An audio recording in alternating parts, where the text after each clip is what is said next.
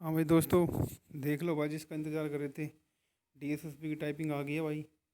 और मेन तो सबसे पहले मैं दिखाता हूँ आपको 51/13 जो है 1 मार्च से और 19 मार्च तक चलेगी। ठीक है भाई।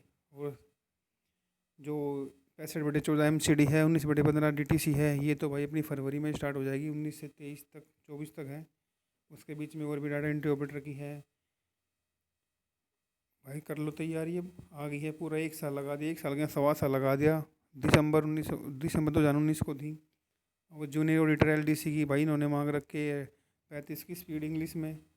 19/15 30 की मांग रखी है। जूनियर क्लर्क डाटा एंट्री वाले की भाई 8,000 की। और मेन तो ये है LDC 51/13, इसमें 35 मांग रखी भाई। कर लो अपनी तैयारी। अरे भाई ये जो जिनके 19 से स्टार्ट है उनकी तो 14 फरवरी को आ जाएंगे कॉल लेटर। देख लो भाई, बाकी मैं डाल दूंगा डिस्क्रिप्शन में अपना। कर लो तैयारी अब। ओके दोस्तों, थैंक यू।